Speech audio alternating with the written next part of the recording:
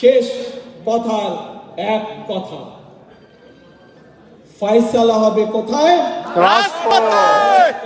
আমরা আমাদের মহান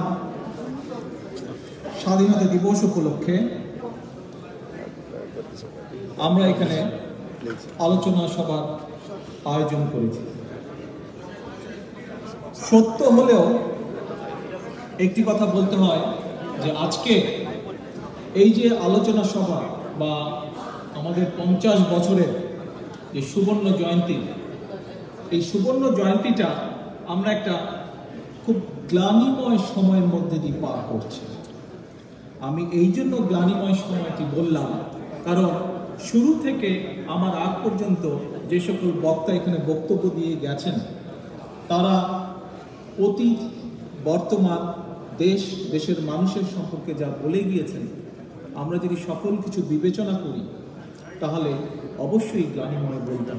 কারণ 50 বছর সুবর্ণ জয়ন্তীর বছর, 50 বছর সুবর্ণ জয়ন্তীর সময় আমরা যেভাবে দেশের মানুষ যা আশা করেছিল, 1971 সালে মুক্তিযোদ্ধারা যে আশা আকাঙ্ক্ষা নিয়ে, যে মূল মন্ত্র নিয়ে সাম্য, মানবিক মর্যাদা, লক্ষ লক্ষ মা বোন যারা ত্যাগ স্বীকার করেছিলেন সেই সময়, তাদের এই রকম আশা বা আকাঙ্ক্ষা ছিল না এই দেশকে নিয়ে। মুক্তিযোদ্ধারা জীবন বাজি রেখে যুদ্ধ করেছিলেন। তারা অনেকে আছেন আমাদের কাছে, অনেকে আমাদের মধ্যে থেকে চলে গিয়েছে।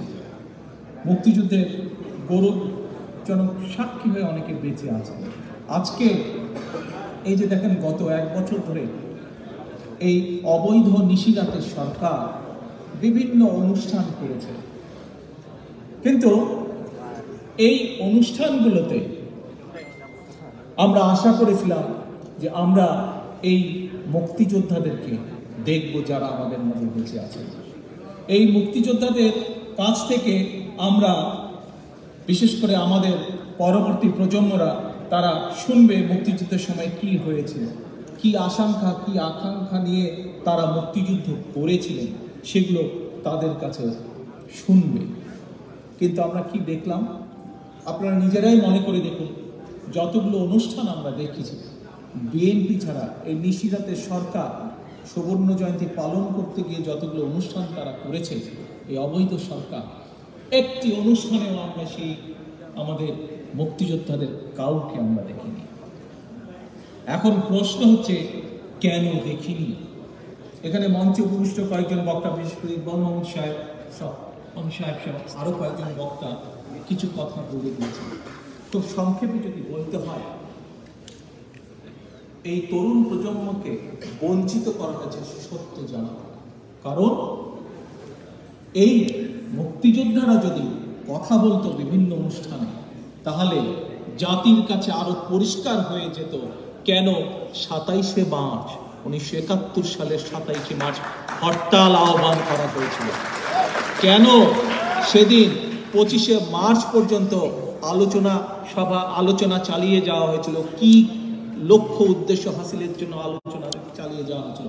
এইরকম আরো অনেক সত্য সেদিন বেরিয়ে আসতো এবং ভবিষ্যৎ প্রজন্মকে এই সত্য থেকে দূরে রাখার জন্য, তাদের কাছে মিথ্যা ইতিহাস, বিকৃত ইতিহাস তুলে ধরার জন্য আজ আমরা গত 1 বছরে কোনো মুক্তিযোদ্ধাকে দেখিনি তাদেরকে কথা বলার সুযোগ দেওয়া হয়েছে। প্রিয় উপস্থিতিবৃন্দ, আজকে সত্য একটি কথা, দুঃখজনক হলেও একটি কথা সত্য, অপ্রিয় হলেও একটি কথা সত্য, যে আমাদের আলোচনা করা উচিত ছিল দেশের স্বাধীনতা যুদ্ধ বা এর বিষয় আশয় সামনে অনেক কিছু নিয়ে। কিন্তু এই মুহূর্তেও যে সত্যটি আমাদের সামনে হাজির হয়েছে, সেটি আরো অনেক কঠিন, সেটি আরো অনেক কষ্ট। কি সেটি? সেটি হচ্ছে যে আমাদের যে স্বাধীনতা, আমাদের যে সার্বভৌম, এটি আজ এই মুহূর্তে 2022 সালের 28শে মার্চ যেখানে আমরা দাঁড়িয়েছি আজকে, এই মুহূর্তে আমাদের এই স্বাধীনতা, এই সার্বভৌমত্ব কতটুকু নিরাপদ এই নিশিরাতের এই অবৈধ সরকারের হাতে আজ, এই বিষয়টি আজকে আমাদের সামনে চলে এসছে। আজকে এই বিষয়টি এই নিশিরাতের সরকারের আমলে আমাদের সামনে চলে এসছে। আমরা যদি একটু পিছনে ফিরে তাকাই, 1971 সালের দিনগুলোতে যদি দেখি, বিশেষ করে তার পরবর্তী দিনগুলো যাতে আমরা দেখি, সেই সময়ও আমরা দেখেছি যে কিভাবে এই নিশিরাতের যে দল, এই নিশিরাতের সরকারের যে দল, সেই সময়ও তারা যখন দেশের শাসনভার নিয়েছিল, সেই সময়ও তারা কিভাবে চেষ্টা করেছে মানুষের অধিকারকে কেড়ে নিতে, কিভাবে সেই সময় তারা চেষ্টা করেছে মানুষের বাক স্বাধীনতাকে কেড়ে নিতে, কিভাবে সেই সময় তারা চেষ্টা করেছে মানুষের ভোটের অধিকারকে কেড়ে নিতে। কিন্তু দেশের মানুষ সেবারও তাদেরকে সফল হতে দেয়নি। বিশেষ করে 1975 সালের 7ই নভেম্বর সিপাহী জনতাকে সাথে নিয়ে তারা সেই অপরাজিত শক্তি, যে পরাজিত শক্তিকে পরাজিত করেছিল। 1975 সালে যেই অপশক্তি পরাজিত হয়েছিল, তারাই কিন্তু 2008 সালে আবার ছলে বলে কৌশলে ক্ষমতা গ্রহণ করেছে এবং পরবর্তীতে সেই অপশক্তি মহাজোটের নামে এক হয়েছে। এই মহাজোটই হচ্ছে আজকে এই নিশিরাতের সরকার। প্রিয় উপস্থিতিবৃন্দ, আপনারা যদি খেয়াল করে দেখেন, এখানে আপনারা যারা আজকে উপস্থিত আছেন, নতুন প্রজন্মের সদস্যদেরকেই বলি, আমার বয়সী যারা আছে তাদের কথাই বলি, অথবা আমাদের থেকে যারা মরে গিয়েছেন তাদের কথাই বলি, কম বেশি আমাদের আর সকলেরই জানা। খুব সংক্ষেপে যেটি আমি বলেছি, যেটি এখানে উপস্থিত বক্তবৃন্দ বলে গেছেন, যারা আমার আগে বক্তব্য দিয়েছেন, যে কী ছিল সেই সময়। আমরা যদি ইমিডিয়েট দেশের স্বাধীনতার পরের সেই সময়গুলোর সাথে বিবেচনা করি, আমরা যদি তুলনা করি, তাহলে আমরা দেখতে পাবো যে সেই সময়কার মধ্যে এবং বর্তমান সময়ের মধ্যে দেশের যে পরিস্থিতি, তার মধ্যে খুব একটা পার্থক্য নেই। ক্ষমতা ধরে রাখার জন্য সেই সময়ও তারা খুন খুলেছিল। সেই সময় বিখ্যাত একটি গুমের কথা, সিরাজ শিকদার, অনেকেই জানেন আপনারা, আপনাদের কম বেশি নতুন প্রজন্মকে শুরু করে আমরা যারা আছি, আমাদের আগে যারা, সকলেই সিরাজ শিকদার নামটির সাথে পরিচিত। প্রায় সকলেই জানে সেইটি হচ্ছে সেই শেখ মুজিব সরকারের প্রথম গুম। এরকম আরও বহু গুম, লক্ষ্মী ব্যাংকের মাধ্যমে তারা কত গুম করেছে শুধুমাত্র ক্ষমতাকে ধরে রাখার জন্য। সেই সময় সকল পত্রিকা বন্ধ করে দিয়ে আজকে আইসিটি আইন করে বন্ধ করছে বাক স্বাধীনতা, সেই সময় বাকশাল আইন করে বন্ধ করেছিল। মানুষের বাক স্বাধীনতা বলেন, ভোটের অধিকার বলেন, সকল কিছু।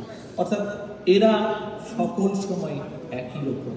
যখনই এরা দেশের রাষ্ট্র ক্ষমতায় যায়, এদের চরিত্রের কোনো পরিবর্তন হয় না। ঠিক একইভাবে এখানে বক্তারা উল্লেখ করে গেছেন, গত 3 বছরে, সুসম্বন্ধে অসীম উল্লেখ করে গেছে, গত 3 বছরে এরা 600 লোককে হত্যা, গুম, খুন করেছে। এটি তো হিসাবের বাইরে আরও রয়ে গিয়েছে। যেদিন এদের পতন হবে সেদিন আরও অনেক হিসাব বেরিয়ে আসবে। এবং ইনশাআল্লাহ অবশ্যই। এবং এই গুম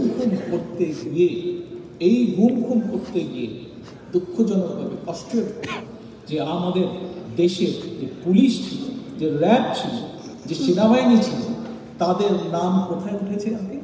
আজকে আন্তর্জাতিক এরিনাতে, আন্তর্জাতিকভাবে যেখানে বিশ্বের সন্ত্রাসীদের নাম থাকে, যেখানে মাফিয়াদের নাম থাকে, সেই লিস্টে গিয়ে আমাদের পুলিশের নাম উঠেছে, সেই লিস্টে গিয়ে আমাদের র্যাবের নাম উঠেছে, সেই লিস্টে গিয়ে আমাদের আন্তর্জাতিকভাবে বিশ্বের বিভিন্ন সন্ত্রাসীদের নাম থাকে, বিশ্বের বিভিন্ন মাফিয়াদের নাম থাকে, জঙ্গিদের নাম থাকে, সেই লিস্টে উঠেছে। প্রিয় উপস্থিতিবৃন্দ, আজকে কোন সেক্টর বাদ দিয়ে কোন সেক্টর নিয়ে আমরা কথা বলব? এখানে বক্তারা বিভিন্ন বিষয় বলে গিয়েছেন।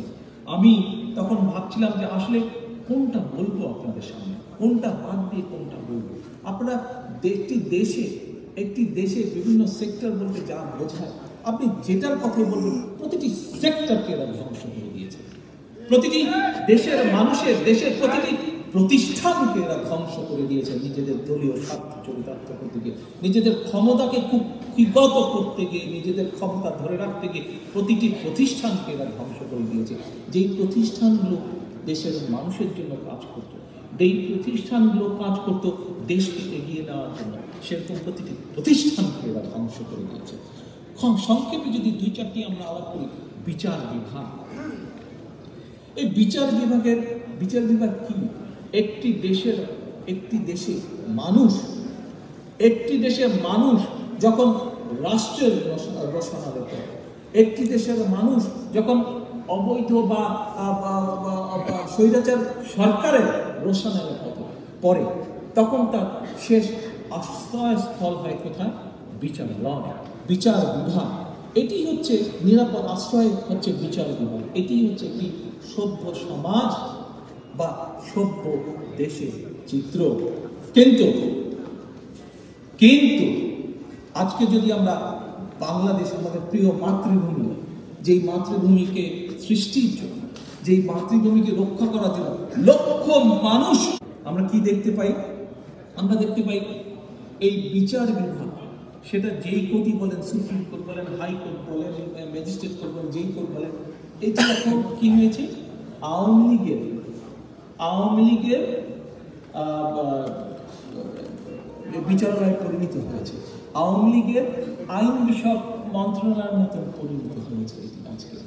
আমরা এখানে সরকারের বাণী প্রচার হয়, এখানে বিচারের বাণী নয়, সরকারের বাণী প্রচারিত। আজকে বিচার বিভাগগুলোকে আমরা কি দেখছি? বিচার বিভাগগুলোকে দেখছি যে এদের একটি কাজ, কিভাবে আওয়ামী লীগের বিভিন্ন অসত্যকে আইনের আশ্রয় দিয়ে, আইনের কানাকানুন দিয়ে তাদেরকে প্রতিষ্ঠিত করা। ফলে আজ যা হবার তাই হয়েছে। বিচার বিভাগের প্রতি মানুষের বিন্দুমাত্র আস্থা নেই। প্রিয় উপস্থিতিবৃন্দ, আমরা যারা আজকে এখানে উপস্থিত, আমি, আমার পাশের মঞ্চে যারা উপস্থিত আছেন, আপনারা সামনে যারা উপস্থিত আছেন, এখানে বহু মানুষ আছেন হয়তো রাজনীতি করেন না, বিএনপি ধানের শীষ শহীদ জিয়া, দেশনেত্রী খালেদা জিয়াকে সমর্থন করেন, বিএনপিকে। এর বাইরেও বহু মানুষ আজকে আমার সামনে উপস্থিত আছেন।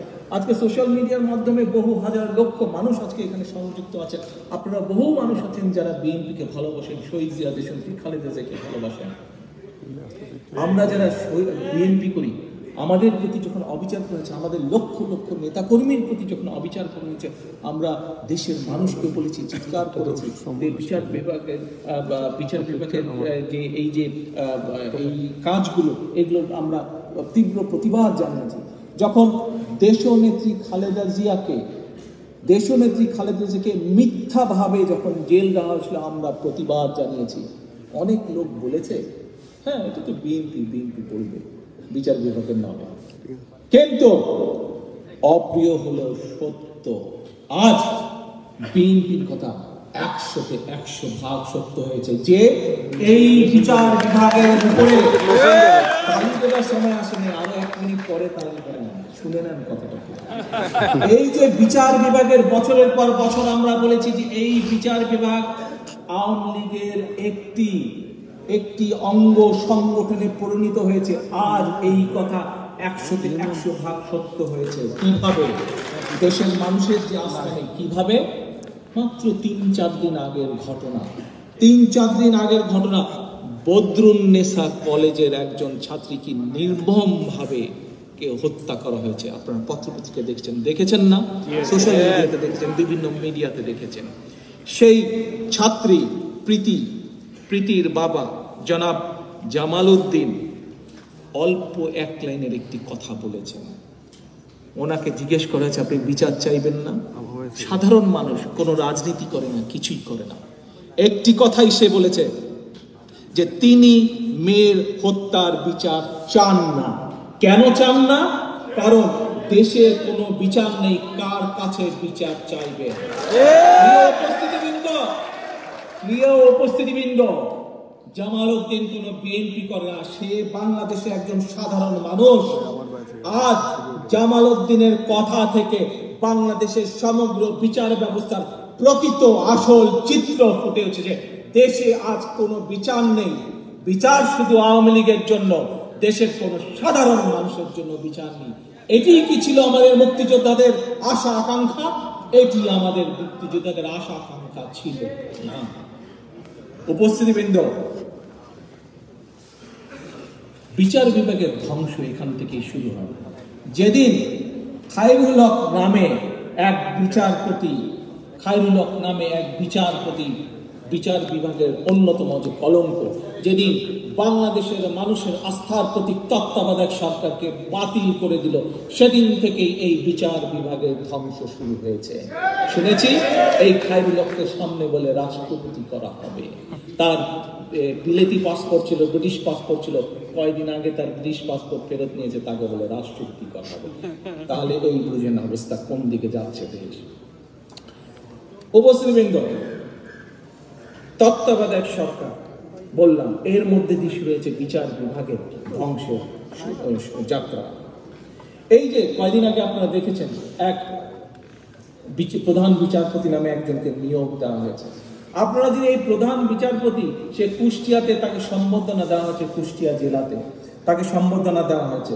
এই কুষ্টিয়া জেলায় সম্বর্ধনায় সবাই সেই যে বক্তব্য রেখেছে, আপনারা কি কেউ শুনেছেন উপস্থিতিবৃন্দ? হয়তো কেউ কেউ শুনেছেন, সকলে না শুনলেও সংক্ষেপে আমি বলছি সে কি বলেছে। তাকে এই নিশিরাতের আইনমন্ত্রী, সে যে বক্তব্য দিয়েছে, বক্তব্যের সংক্ষিপ্ত সার হচ্ছে যে বিচার বিভাগ কোথায় গিয়ে দাঁড়িয়েছে বাংলাদেশের, এই কথাটি বলে আমি অন্যদিকে যাব। সে বলেছে তার সম্বোধনার বক্তব্যে যে তাকে এই নিশিরাতের সরকারের, অবৈধ সরকারের আইনমন্ত্রী তাকে বলেছে যে আপনাকে প্রধান বিচারপতি নিয়োগ করা হবে। আমরা জানি দেশের প্রধান বিচারপতি নিয়োগ করে কে? সংবিধান অনুযায়ী রাষ্ট্রপতি নিয়োগ দিয়ে থাকে। এই বিচারপতির বক্তব্যে আমরা দেখলাম যে সে বলছে তাকে আইনমন্ত্রী বলেছে, ঠিক আছে, ভালো কথা, কিন্তু তাতে তার মন ভরে নাই। সে নিশ্চিত হতে পারছিল না যে এই অবৈধ আইনমন্ত্রী কি সঠিক কথা বলল। তখন সে, তার সাথে সম্পর্ক আছে বোধহয় আওয়ামী লীগের এক নেতা হানিফকে ফোন করে সে বলল, ভাই একটু খোঁজখবর নিয়ে দেখেন তো, আমাকে বলে প্রধান বিচারপতি কথা হচ্ছে। এখন দেশের প্রধান বিচারপতি, আওয়ামী লীগের লোকজন খবর নেয় যে ভাই এই বিচারপতি হলো নাকি এই বিচারপতি হলো। তাহলে উপস্থিতিবৃন্দ বুঝেন বিচার বিভাগের অবস্থা কোথায়। জনাব জামালউদ্দিন সাহেব যে সঠিক কথা বলেছে যে কার কাছে বিচার চাইব, বিচার, কারণ দেশে বিচার বলে কিছু নেই। আজ এটিই হচ্ছে দেশের প্রকৃত চিত্র, অর্থাৎ সাধারণ মানুষের কোনো আশ্রয় স্থল আজ বাংলাদেশে নেই। শেষ আশ্রয়স্থল বিচার বিভাগকে শেষ আশ্রয়স্থল ধরায়, সাধারণ মানুষের আজ বিচার নেই। আজ সেজন্যই আমাদেরকে সিদ্ধান্তে আসতে হবে যে এই দেশে কি অবিচার থাকবে নাকি আইনের শাসন প্রতিষ্ঠিত হবে। উপস্থিতিবৃন্দ, আপনারা যারা আজকে সন্ধ্যা থেকে এখন পর্যন্ত, এই মুহূর্ত পর্যন্ত বক্তব্য শুনছেন, আপনাদেরকে সিদ্ধান্ত নিতে হবে। দেশের কোটি কোটি মানুষ যাদেরকে আপনারা চিনেন, আপনাদের আত্মীয় স্বজন, ভাই বন্ধু যেই থাকুক না কেন, তাদের সকলকে আজকে সিদ্ধান্ত নিতে হবে। আপনাদের মাধ্যমে, আপনাদের সহযোগিতার মাধ্যমে সিদ্ধান্ত নিতে হবে যে এই অবস্থা চলতে পারে কিনা, নাকি এই অবস্থার পরিবর্তন করতে হবে। আমাদের যদি পরিবর্তন করতে হয়, আসুন শেষে যেই কথা বলবো সেইখানে সেই আহ্বানে সকলকে সাড়া দিতে হবে। প্রিয় উপস্থিতিবৃন্দ, এই গেল বিচার বিভাগের কাহিনী। আমাদের শুধু কি বিচার বিভাগের কাহিনী, আজ এখানে বহু আছে, নতুন প্রজন্মের বহু ভোটার আজ উপস্থিতি আছে। এই মুহূর্তে আমরা যদি হিসাব করি, দেশে বোধহয় ভোটারের সংখ্যা প্রায় 11.11 কোটি। এর মধ্যে প্রায় 3 কোটি ভোটার হচ্ছে নতুন প্রজন্মের, যারা গত 10 বছরের মধ্যে ভোটার হয়েছে। আজ নতুন প্রজন্মে তোমরা যারা ভোটার হয়েছে 3 কোটি, বিশেষ করে গত 10 বছরে, তোমাদের কাছে আমার প্রশ্ন, তোমরা ভোটার হয়েছো, ভোটার আইডি কার্ড পেয়েছো, ভোট কি দিতে পেরেছো একবারও? না, ভোট একবারও দিতে পারোনি। কেন দিতে পারোনি? তোমাদের কি ভোট দিতে ইচ্ছে করে না? ইচ্ছে যদি করে, তাহলে ভোটের অধিকার পৃথিবীতে কেউ কাউকে দেয়নি কোনোদিন। ভোটের অধিকার তোমাদেরকে ছিনিয়ে আনতে হবে। নিজেদের ভোটের অধিকার নিজেদেরকে প্রতিষ্ঠিত করতে হবে।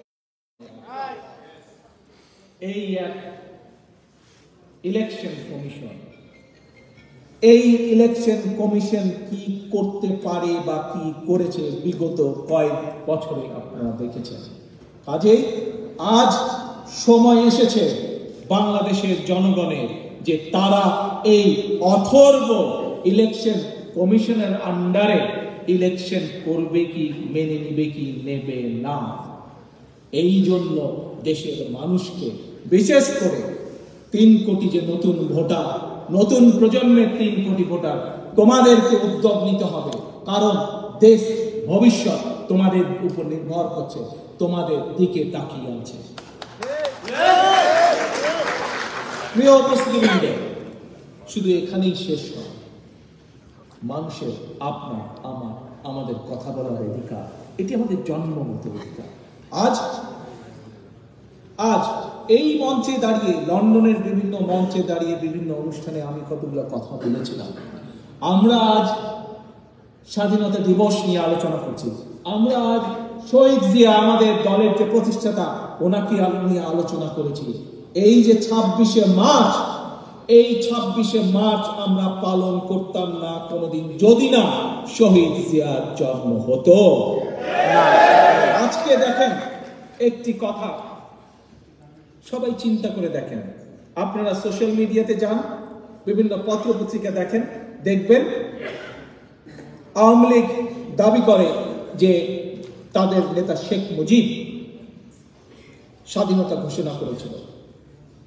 আমরা বিভিন্ন তথ্য উপাত্ত দিয়ে জাতির সামনে প্রতিষ্ঠিত করেছি যে স্বাধীনতা ঘোষণা কে করেছে?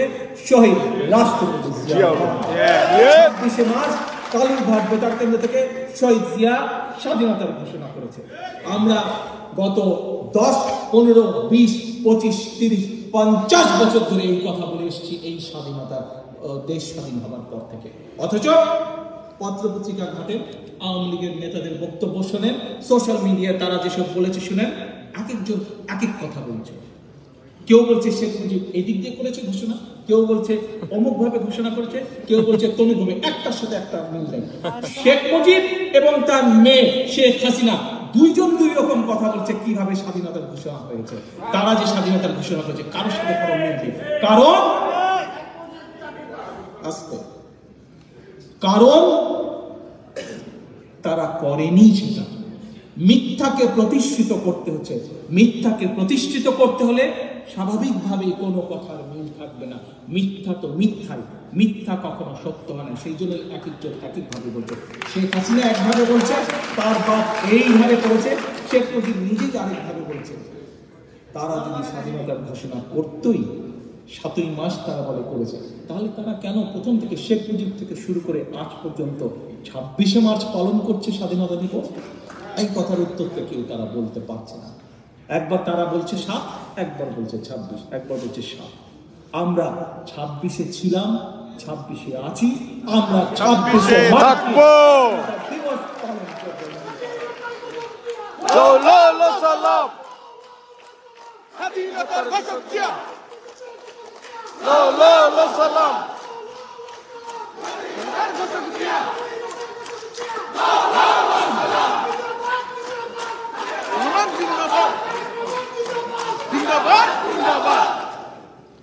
প্রিয় উপস্থিতিবৃন্দ, আমরা বিচার বিভাগ নিয়ে আলাপ করেছি। মানুষের শেষ আশ্রয় ছিল, সেটি কিভাবে খুনে ধরে গিয়েছে তা আপনারা দেখেছেন, তা আপনাদের সাথে সংক্ষেপে তুলে ধরেছে। এই বিচার বিভাগে যেসব বিচারক আছে, যেভাবে তারা আওয়ামী লীগের চাটুকারিতা করে, স্বাভাবিকভাবেই আওয়ামী লীগের চাওয়া পাওয়া পূরণ করাই তাদের একমাত্র কাজ। এটি দেখেছেন, বর্তমানে করছে। আপনাদের সামনে সংক্ষেপে তুলে ধরার কিছু নাই। তুলে তখনই ধরব যেটি মানুষের কিছুটা হলেও দৃষ্টির আড়ালে থাকে। 2018 সালের যেই তামাশা নিশিরাতের নির্বাচন বাংলাদেশের কোটি কোটি সমগ্র জনগণ দেখেছে, বাংলাদেশের বাইরের মানুষ পর্যন্ত দেখেছে। কাজেই তুলে ধরার কিছু নেই। এটিই হচ্ছে নিশিরাতের অবৈধ সরকার, শেখ হাসিনার সরকার আমলে নির্বাচন। কাজেই এটি নিয়ে আর কথা বলার, তুলে ধরার কিছু নেই। এটি সত্য, মানুষের সামনে জলজন্ত দিনের মতন সত্য। আসি আরেকটা বিষয়। সংক্ষেপে, রাত হয়ে গেছে, আপনারা অনেকে অনেক দূর থেকে এসেছেন, বক্তব্য বেশি লম্বা করব না, আমাদেরকে বক্তব্য অনেক হয়েছে, কাজের কথায় আসতে হবে। আগামী দিনের দেশ ভবিষ্যৎ মানুষ আপনাদের দিকে তাকিয়েছে, কাজে কি করা উচিত দেশ রক্ষার জন্য, মানুষকে রক্ষার জন্য, সে কথাই আমাদের আসতে হবে। বক্তব্যকে সংক্ষিপ্ত করে, প্রিয় উপস্থিতিবৃন্দ, কয়েকদিন আগে পত্রিকায় একটি খবর আসলো যে দুদুক নামে একটি প্রতিষ্ঠান আছে বাংলাদেশে, যারা নিজেদেরকে দন্তহীন বাঘ বলে দাবি করে থাকে। এই দন্তহীন বাঘ নিজেরাই কিছুদিন আগে একটি রিপোর্ট তৈরি করেছে সামগ্রিক বাংলাদেশের বিভিন্ন অবস্থার চিত্র নিয়ে। এটি একটি পত্রিকায় প্রকাশিত হয়েছে, তারা এখনো প্রকাশ করেনি, হয়তো প্রকাশের, যেহেতু দন্তহীন বাঘকেও তাকে হয়তো কয়েকবার ভাবতে হবে প্রকাশ করবে। একটি পত্রিকা প্রকাশ করেছে, দেখলাম রিপোর্টটি। সেই রিপোর্টে তারা বলেছে যে বাংলাদেশের বিভিন্ন সেক্টরগুলো ধ্বংস হয়ে যাচ্ছে। এটি ধরেন ঘটনাটি প্রায় 2 সপ্তাহ আগের ঘটনা, গত সপ্তাহের মিটিং এর মধ্যে, হ্যাঁ গত শনি রবিবার এটি প্রকাশ হয়েছে, যে তারা বলেছে বাংলাদেশের প্রতিষ্ঠানগুলো ধ্বংস হয়ে যাচ্ছে। কেন ধ্বংস হয়ে যাচ্ছে? কতিপয় অত্যন্ত লোভী মানুষের দুর্নীতির কারণে বাংলাদেশের প্রতিষ্ঠানগুলো ধ্বংস হয়ে যাচ্ছে। এটি তাদেরই, এই দন্তহীনদেরই তৈরি করা রিপোর্ট। এখন আসেন, কিছুদিন আগে নিশ্চয়ই আপনারা বাংলাদেশের এই যে বর্তমানের অবৈধ নিশিরাতের সরকার, এই সরকারের এক অবৈধ মন্ত্রী এবং এই অবৈধ সরকারের, নিশিরাতের অবৈধ সরকারের এক অবৈধ অ্যাডভাইজারের ফোনালাপ নিশ্চয়ই আপনারা শুনেছেন না? শুনেছেন। সেই ফোনালাপে আমরা কি শুনলাম? সেই ফোনালাপে আমরা শুনলাম যে বাংলাদেশের ওয়াসার ফাইল কিভাবে বের করে নিয়ে আসতে হবে, এটি কার তদবির বা কার ব্যবসা, সেটি আমরা পরিষ্কারভাবে শুনলাম। এবং সেই অবৈধ নিশিরাতের অবৈধ সরকারের মন্ত্রী বলছে যে হ্যাঁ, ওটা বের করে নিয়ে আসতে হবে, বের করে নিয়ে আসবো। এবং সেই অ্যাডভাইজার বলছে, অবৈধ অ্যাডভাইজার বলছে যে এটি অমুকের মাফিয়া ফ্যামিলির এক সদস্যের নাম বলেছে, সদস্যের নাম বলেছে যে এটি তার প্রজেক্ট, কাজে এই ফাইল বের করে নিয়ে এসে যা যা করতে হবে সেটি বলেছে। এবং হাইকোর্টের এক বিচারককে বলে দিতে হবে যে কিভাবে কি করতে হবে। কিন্তু আমাদের দন্তহীন বাঘ কিছুই করতে পারলো না, কারণ দন্তহীন বাঘ, যে দুদুক নামক দন্তহীন বাঘ, এটি এই ফোনালাপ যেভাবেই হোক তাদের কাছ থেকে মিস হয়ে গিয়েছে, তারা এটি শুনতে পায়নি, অথচ বাংলাদেশের সমগ্র মানুষ এটি শুনেছে। প্রিয় উপস্থিতিবৃন্দ, এটি হচ্ছে আজ বাংলাদেশের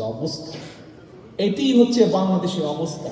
আমরা দেখলাম গতকাল বোধহয় বাংলাদেশ বিমানের একটি ফ্লাইট গেল, আপনারা সোশ্যাল মিডিয়াতে দেখেছেন, কম বেশি পত্রপত্রিকা নিউজ এসেছে, পত্রিকায় কিছু এসছে এবং নিউজের অন্তরালের কিছু বিষয় সোশ্যাল মিডিয়ার মাধ্যমে এসছে, যে বিমানের একটি ফ্লাইট মন্ট্রিয়াল কানাডাতে গিয়েছে এবং কানাডাতে ওই ফ্লাইটে কারা কারা গিয়েছে, কে কে গিয়েছে, কিভাবে গিয়েছে, সরকারের কত টাকা খরচ হয়েছে, মানুষের কত টাকা খরচ হয়েছে, সেটি যা দেশের উপকারে আসবে না, জনগণের উপকারে কোনো আসবে না। অর্থাৎ এরা দেশের মানুষের সম্পদগুলোকে নিজেদের পিকনিকের মতন করে ব্যবহার করছে, ব্যক্তি আরাম আয়েশের জন্য এটা ব্যবহার করছে। প্রিয় উপস্থিতিবৃন্দ, এই হচ্ছে তাদের অবস্থা। আর সাধারণ মানুষের অবস্থা, দেশের কোটি কোটি সাধারণ মানুষের অবস্থা কি? সাধারণ মানুষের অবস্থা যদি এক বাক্যে আমরা দেখতে চাই, একটি চিত্রের মধ্যে যদি আমরা দেখতে চাই, একটি মাত্র চিত্রে, ছবির মাধ্যমে যদি সমগ্র বাংলাদেশের চিত্র আমরা দেখতে চাই, তাহলে আমরা দেখতে পাই টিসিবির ট্রাকের পিছনে অসহায় মানুষ কিভাবে ছুটে যাচ্ছে সামান্য ক কেজি চালের জন্য, সামান্য ক কেজি তেলের জন্য, চিনির জন্য, আটার জন্য। প্রিয় উপস্থিতিবৃন্দ, এটি হচ্ছে বাংলাদেশ টিসিবি ট্রাকের পিছনে যে মানুষের দীর্ঘ লাইন, টিসিবি ট্রাকের পিছনে যে মানুষের ছুটে যাওয়া, অসহায় মানুষের যে অসহায় ক্ষুধার্ত মানুষের যে চিত্র, ক্ষুধার্ত মানুষের যে ছুটে যাওয়া, এটি হচ্ছে আজকের বাংলাদেশের প্রকৃত চিত্র। যে চিত্র বাংলাদেশের জীবন বাজি রেখে বাংলাদেশের স্বাধীনতা যুদ্ধে ঝাঁপিয়ে পড়া মুক্তিযোদ্ধারা দেখেনি, চায়নি, যে আশা যে আকাঙ্ক্ষা নিয়ে তারা যুদ্ধ করেছিল, এটি তাদের কল্পনা ছিল না, এটি তাদের চিত্র ছিল না, এটি তাদের আশা ছিল না, আকাঙ্ক্ষা ছিল না, এটি তাদের স্বপ্ন ছিল। কাজেই প্রিয় উপস্থিতিবৃন্দ, আজ আলোচনা অনেক হয়েছে, একটু আগে বলেছি, অনেক আমরা আলাপ করেছি, আমরা জানি প্রকৃতি চিত্র। এর থেকে দেশের মানুষকে বের করতে হবে। আর যে পিসিবি ট্রাকের পেছন থেকে মানুষকে ফিরিয়ে আনতে হবে, মানুষের ঘরে খাদ্য দিতে হবে, মানুষের কাছে চাকরি, ব্যবসা, বাণিজ্য দিতে হবে, বন্ধ করতে হবে এদের লুটতরাজ, বের করে আনতে হবে দেশকে মাফিয়ার খপ্পর থেকে, বের করে আনতে হবে বিচার ব্যবস্থার এই অবিচার থেকে দেশকে, বের করে আনতে হবে দুদুককে দন্তহীন নয়, দুদুককে দাঁত লাগিয়ে কাজে লাগাতে হবে। আজ সময় এসেছে সমগ্র বাংলাদেশ, একটু আগে বলেছি, প্রতিবার আমি এর আগে অনেকবার বলেছি, বিভিন্ন কর্মী সমাবেশের দলে বিভিন্ন নেতাকর্মীকে বলি, আজ বাংলাদেশের মানুষ তাকিয়ে আছে আপনাদের দিকে। আপনারা যারা বিএনপি করেন, আপনারা যারা শহীদ জিয়ার রাজনীতি করেন, আপনারা যারা দেশনেত্রী খালেদা জিয়ার রাজনীতি করেন, নেতৃত্বে রাজনীতি করেন, আপনাদের দিকে আজকে দেশ তাকিয়ে আছে। দেশের 18-20 কোটি মানুষ আজ তাকিয়েছে যে তাদেরকে আপনারা বের করে নিয়ে আসবেন। বিভিন্ন এখানে আমাদের মঞ্চে উপস্থিত যারা আছেন তারা বক্তব্য রেখেছেন, স্বপন সাহেব বলেছেন, ইকবাল মাহমুদ সাহেব বলেছেন, আপনারা পত্র পত্রিকায় দেখেছেন যে বিএনপি বিভিন্ন রাজনৈতিক দলের সাথে আলাপ করছে, বিভিন্ন ঐক্য তৈরির চেষ্টা করছে, জাতীয় ঐক্য তৈরির চেষ্টা করছে। আজ বাংলাদেশ দুভাগে বিভক্ত হয়ে গিয়েছে। একটি হচ্ছে বাংলাদেশের জনগণ, সাথে বিএনপি, গণতন্ত্রের পক্ষের শক্তিগুলো একদিকে, জনগণের বিএনপি গণতন্ত্রের পক্ষের শক্তি একদিকে, আরেকদিকে এই নিশিরাতের অবৈধ সরকার, মাফিয়া সরকার, তাদের লুটতরাজের সঙ্গীরা। আজ বিএনপির পক্ষ থেকে আমরা পরিষ্কারভাবে এখানে দাঁড়িয়ে আজ পরিষ্কারভাবে আমি দুটি কথা বলতে চাই। এই কথাটি আমি তাদের উদ্দেশ্যে বলবো যারা দেশের স্বাধীনতায় বিশ্বাস করেন, যারা বাংলাদেশের সার্বভৌমত্বে বিশ্বাস করেন, যারা বিশ্বাস করেন বাংলাদেশের মানুষের বাক স্বাধীনতায়, বাংলাদেশের সংবাদপত্রের স্বাধীনতায়, বাংলাদেশের মানুষের গণতন্ত্রের স্বাধীনতায়, যারা বিশ্বাস করেন আমার ভোট আমি দেব, আমার খুশি মতন দেব, যাকে ইচ্ছা তাকে দেব, যারা বাংলাদেশের মানুষের ভোটের অধিকারে বিশ্বাস করেন, সেই সকল রাজনৈতিক দল, সেই সকল প্রতিটি মানুষের উদ্দেশ্যে আমি এখন দুটি কথা বলতে চাই সংক্ষেপে। এখনই আমি বলেছি দেশ দুভাগে বিভক্ত হয়েছে। একদিকে জনগণ, বিএনপি সহ গণতান্ত্রিক সকল শক্তি বা মানুষগুলো, আরেকদিকে আওয়ামী লীগ, মাফিয়া, লুটতারাজ, খুন গুমকারী লোকগুলো। সময় চলে এসেছে কিছু সংখ্যক মানুষ, কিছু সংখ্যক রাজনৈতিক দল আজ বাংলাদেশে আছে, তারা কেউ সুযোগ খুঁজছে। এই মাফিয়ার দল তাদেরকে লোভ দেখাচ্ছে যে আমার সাথে আয়, নির্বাচন কর, আমি তোদেরকে বিরোধী দলে দিব। আজ যারা এই সিদ্ধান্ত নেবেন, আপনারা ধরে নিতে পারেন পরিষ্কারভাবে আগামী যতদিন বেঁচে থাকবেন, আপনারা দালাল হয়ে, আওয়ামী লীগের দালাল হয়ে বেঁচে থাকবেন। আর অন্যদিকে যে সকল গণতন্ত্রের পক্ষের শক্তি যারা আছেন, অন্যদিকে বাংলাদেশের মানুষের স্বাধীনতার পক্ষে যে শক্তিগুলো আছেন, মানুষের ভোটাধিকারের পক্ষে যে শক্তিগুলো আছেন, থাকতে পারে আমাদের মধ্যে কিছু বিষয় মতপার্থক্য থাকতে পারে। আপনাদের মধ্যে থেকে পত্রপত্রিকায় দেখেছি কেউ বলেছেন যে তারা জাতীয় সরকারের অধীনে নির্বাচন চান। আজকে আপনাদের সকলকে আমি বলবো আপনাদের মাধ্যমে সেই লোকগুলোকে, সেই মানুষগুলোকে বলবো, সেই মানুষগুলোর মধ্যে অনেকে আছেন মুক্তিযোদ্ধা, যারা জীবন বাজি রেখে। আমার দলের পক্ষ থেকে বলতে চাই, আমরা নির্বাচন চাই নিরপেক্ষ সরকারের অধীনে, নিরপেক্ষ, নট কোন জাতীয় সরকারের অধীনে। আমরা নির্বাচন চাই নিরপেক্ষ সরকারের অধীনে, এবং নির্বাচনের পরে জনগণের, নিরপেক্ষ সরকারের অধীনে নির্বাচনের পরে ইনশাআল্লাহ বিএনপি সরকার গঠন করলে আমরা, যারা নির্বাচনে জিতবে, যারা নির্বাচনে জিতবে না, কিন্তু গণতন্ত্রের পক্ষে, জনগণের পক্ষের প্ল্যাটফর্মে এসে যারা দাঁড়াবেন, সকলকে একসাথে নিয়ে আমরা জাতীয় সরকার গঠন করব। আমরা নির্বাচনের আগে নয়, নিরপেক্ষ নির্বাচনে, নিরপেক্ষ সরকারের আন্ডারে নির্বাচনের মাধ্যমে, নির্বাচনের পরে আমরা জাতীয় সরকার গঠন করব। কারণ কারণ কারণ এক মিনিট দাঁড়ান,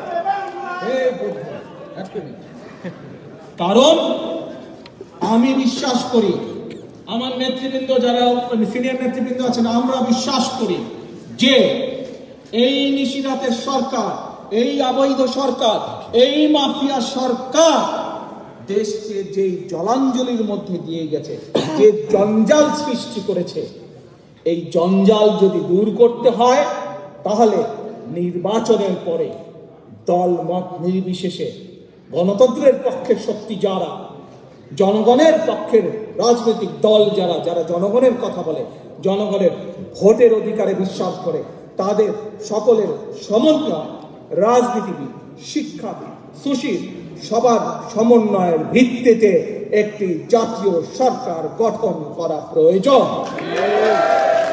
এবং এই জাতীয় সরকার গঠন করতে হলে তার পূর্ববর্তী যে কাজগুলো আছে, জনগণকে একটু ঐক্যবদ্ধ করে, সেই ঐক্যবদ্ধের মাধ্যমে নিরপেক্ষ সরকার গঠনের যে আন্দোলন, সেই আন্দোলনের যে প্রস্তুতি, সেই প্রস্তুতি গ্রহণের জন্য ধীরে ধীরে আমি আমার দলের সকল পর্যায়ে, বাংলাদেশ সহ বিশ্বের যেখানে যে আছেন, আপনাদের সকলের প্রতি আজ এই স্বাধীনতার, মহান স্বাধীনতা দিবসের যে রজত জয়ন্তী শেষ হচ্ছে, হীরক জয়ন্তী শুরু হচ্ছে, এই হীরক জয়ন্তীতে আমি আপনাদের সকলকে আহ্বান জানাবো যে আসুন আমরা আগামীর বাংলাদেশে যাতে একটি দেশের মানুষের সরকার প্রতিষ্ঠিত করতে পারি, যে সরকারের কাছে মানুষের আকাঙ্ক্ষা পূরণ হবে, যে আশা নিয়ে বাংলাদেশের মানুষ আপনাদের বিএনপির শত শত লক্ষ লক্ষ নেতাকর্মীর দিকে তাকিয়ে আছে, সেই সকল নেতাকর্মীকে আহ্বান করব, আসুন আমরা প্রস্তুত হই, আমাদের প্রস্তুতি নেবার সময় চলে এসছে, আমরা ঐক্যবদ্ধ হই, যাতে করে আগামী দিনে আমরা সেই মানুষের আশা আকাঙ্ক্ষার বাংলাদেশকে গড়ে তুলতে পারি। শেষ কথার এক কথা, ফয়সালা হবে কোথায়? রাজপথে ফয়সালা হবার মানেই দেশকে একটি স্বচ্ছ বিচার ব্যবস্থা গড়ে তোলার মানেই দেশকে একটি দাঁতযুক্ত, দন্তযুক্ত দুদক দেওয়া মানেই দেশকে মানুষের স্বাধীনতা দেওয়া মানেই ভোটের অধিকার প্রতিষ্ঠিত করা মানেই টেক ব্যাক বাংলাদেশ। আল্লাহ হাফেজ। বাংলাদেশ জিন্দাবাদ। বাংলাদেশ জাতীয়তাবাদী দল জিন্দাবাদ।